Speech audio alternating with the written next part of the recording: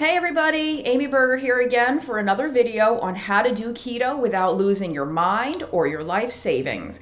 Thanks so much for all the comments you've been leaving. Thank you for subscribing to the channel. It does seem like some of you are finding this stuff helpful and educational, so if that's the case, please encourage your friends to subscribe. Please feel free to share these videos on your social media sites and wherever else you share keto information. No more red wall behind me. I moved. I'm actually at my friend's apartment right now. My apartment has no furniture yet, so until I'm up and running in my own place, I'm just sort of crashing here with a friend. And so yeah, no more red wall for now. But let's move on. Today's topic is food quality. I mentioned in a previous video that I would do a separate video on food quality, and here we are. I think that the video I mentioned this in was called FU Keto Police. A little bit of an edgy title, but hey, we gotta get some attention to the channel and so other people can really find this sort of helpful keto information. Kind of like I said in that Keto Police video, there's more than one way to do keto. My conservative estimate would be that there's approximately 800 gazillion different ways to do keto and get good results and be successful. So the most important thing in terms of how you construct your keto diet is what works for you. Are you getting the results you want? Whether it's losing body fat, reversing your PCOS, bringing down your blood sugar, bringing down your insulin, bringing down your blood pressure, what have you. If you're getting the results you want, then the way you're doing keto is working for you. And I do think that when you look at other people and the way they do things, it can be helpful, it can be educational, you can get information from that you might choose to experiment with in your own diet, but don't automatically assume that what works for somebody else is going to work equally well or in the same way for you. Some people only eat organic food. Some people can't afford organic food. Some people would never ever dare to touch an artificial sweetener. For some people, including artificial sweeteners in their diet is what makes keto sustainable and doable for them in their everyday life. So there's really no need to judge or shame or criticize or even comment on anyone else's food unless they're asking you for your input. Unless they're struggling and they want help, then there's a time and a place to step in and comment on the things that somebody may be eating. So there's a couple of particular issues that I wanted to touch on in this food quality video. The first one is organic. The science is pretty mixed with organic food. Some studies will say that organically grown produce, meaning vegetables and fruits, nuts and things like that, have slightly more vitamins and minerals. Some studies say they don't. So the findings are really mixed. So I think if you're concerned about the environment, if you're concerned about supporting certain farming practices, that's more of a reason to buy organic food compared to worrying about the nutrient density of the food. I think the effect of those farming practices on the actual nutrient content of the food is very, very small compared to what your concerns might be about putting your what we call food dollars towards supporting a certain type of agriculture. The same is true for the grass-fed issue, right? Please know that I have worked on small farms, small family grass-based pasture farms. I've worked on livestock farms. I worked at P.A. Bowen Farm in Southern Maryland, which is owned by Sally Fallon, the president and founder of the Weston A. Price Foundation. I've worked at a farmer's market for Smith Meadows Farms, which is in Berryville, Virginia. I've worked at a teeny tiny farm called Over the Moon Farm in a teeny tiny town called Rebersburg in central Pennsylvania, just outside State College. So please believe me when I say that I absolutely understand and advocate for and support and love small family farms, raising their animals on pasture, raising them outside in the fresh air. So just like organic though, the findings are mixed. I will say in the research that I've seen about grass-based farming, especially with regard to ruminant animals, things like cattle especially, whether it's beef cattle or dairy cows, because lamb is almost always raised on grass anyway, even in the US.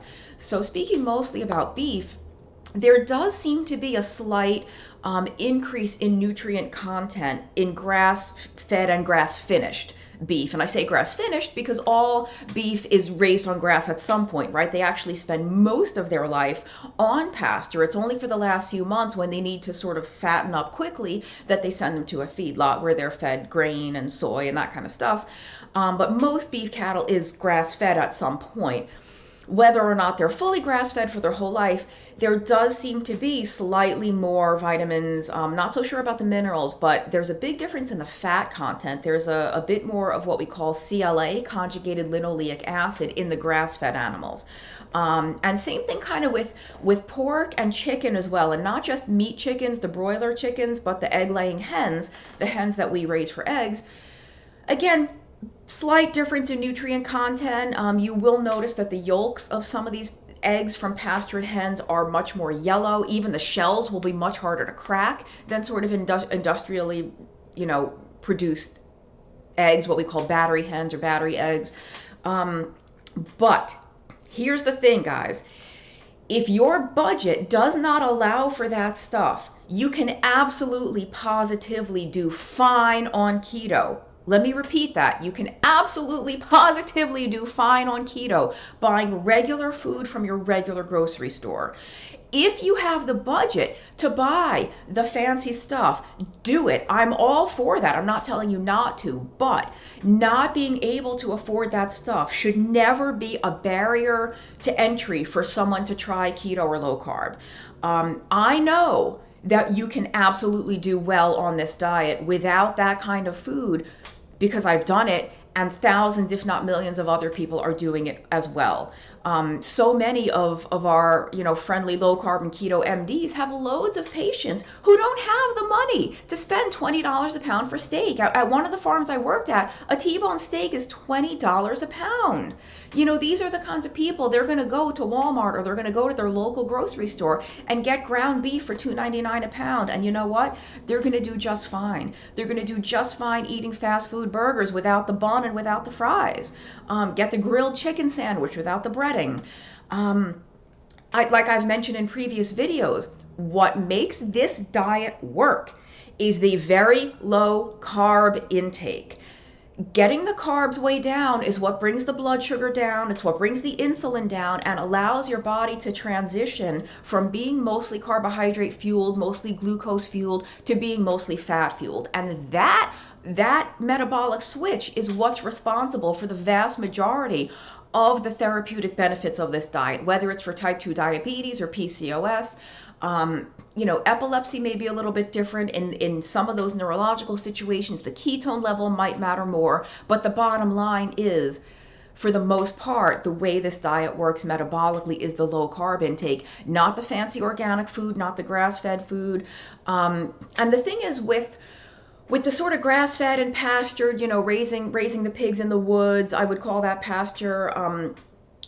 If the reason to do that, more so than any effects on human nutrition and human health, is keeping your food dollars in your local economy. If you want to support a farmer that lives 50 miles away from you or 100 miles away from you, instead of having beef shipped in from 800 miles away, or possibly in the US from another country, having it shipped in from 5,000 miles away, if you would rather support your local people, and especially, if you go to a farmer's market or something, you can hand your money to the person that raised that animal, or to their staff, or to the people that raised those vegetables, that planted them, that harvested them, that grew them. Well, I guess the soil grows them, you know what I mean. You can hand your dollars directly over to the people involved in the daily production of that food. To me, that's a much bigger reason to eat that kind of food and to buy that kind of food than any effect on the nutrition. And with the organic, again, the effects of these pesticides, I still think it's actually a lesser issue than consuming those foods for the nutrients they do consume. There's a guy named Bruce Ames who's a PhD researcher into some of this. He doesn't care. Organic, conventional, doesn't matter. Just eat your good food. Eat your whole unprocessed foods. And some of the reason when we're talking about vegetables, especially, to buy locally when you can, is not just that you're keeping your food dollars in your local area, but chances are that food is fresher. You know, some of that zucchini, some of that eggplant, some of those tomatoes may have been harvested only a day or two or three before you're purchasing it versus what you're getting from the supermarket, which could have been sitting in a warehouse for a week, could have been in a shipping container for a week, we don't know. And some of those nutrients actually degrade over time. You know, the fresher your stuff is when you eat it, the higher the nutrient content. Again, not anything to obsess over. All of this, even the nutrient content, grass-fed, organic, this and that, it's all minor players compared to keeping your total carbohydrate intake low. The other issue we can talk about is the artificial sweeteners. I use them. I use a variety of them. I've used Splenda. I use Sweet and Low, which is saccharin. I use stevia, which some people don't consider artificial. They think it's natural. I use aspartame every now and then. Every now and then I have a Crystal Light. You know, I use erythritol. I use all of them. I don't use a ton of them, but I do use them.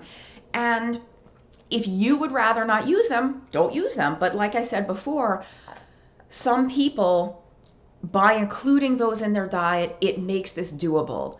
If having a keto cookie every now and then, or a keto brownie, or an almond flour muffin is going to make or break somebody actually sticking to this diet for the long term versus not even trying it, have the damn sweetener, okay? Just like the organic, I think research is extremely mixed on this stuff. When they do the toxicity studies, very, very misleading what they do to some of these rodents in these studies, what they do to cultured cells. Again, do what you're comfortable with. If you would rather avoid them entirely, but don't go on your Facebook group, don't go on your Reddit forum and fearmonger and scare people away from this, because we have people who've been eating this stuff for decades and they're fine. They're at their goal weight, they're perfectly healthy. I see no reason to avoid them. The gray area is not so much the safety of them, but there's mixed data as to whether or not these actually do affect blood sugar or they do affect insulin. Maybe they do in some people, they don't seem to in most people. Where I would say you want to be careful is if getting the sensation of sweetness, getting the taste of sweet in your mouth triggers more and more and more cravings, then you're probably better off not doing the fake sweetener, right? If having one keto cookie makes you want to have 10 keto cookies, don't have the keto cookie. But for me, I have a pack of Sweet and Low every morning in my coffee, and it doesn't make me want a donut. It doesn't make me want a cruller. It doesn't make me want a cookie. I can have the sweetener and move on with my day.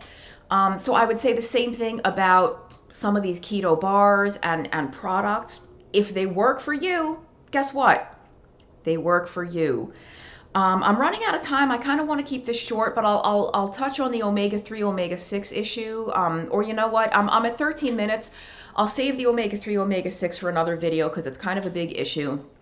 But again, when I was new to low carb, I was on a budget. I was a young person. I didn't have the money for some of the food that I can afford now.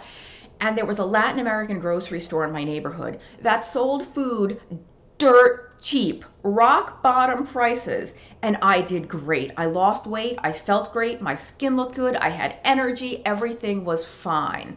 You know, again, I was buying beef for, like I said, $2.99 a pound, $3 a pound. Eggs at that time were on sale 99 cents a pound, a dozen. Were they pastured? No. Were they from free-ranging hens? No. Did they work for me? Did I get the results I wanted to get? You bet I did. Yes. So, you know, keep striving to improve and keep striving to feel better, to get the results you want, but do keto the way it works for you. And I just have to emphasize that keto is from a very low carb intake, not from the best food, not from all organic food, not from no artificial sweeteners, not from no packaged products. Please do this the way that gets you the results you want, and you don't have to justify it to anyone else. You don't have to explain it to anyone else. It's nobody's business what you're doing if you're happy with the way things are working. So again, thanks for watching. Please subscribe to the channel if you find this helpful. Don't let anyone be your keto police. Eyes on your own plate, like I said last time. Take care, guys. See you next time.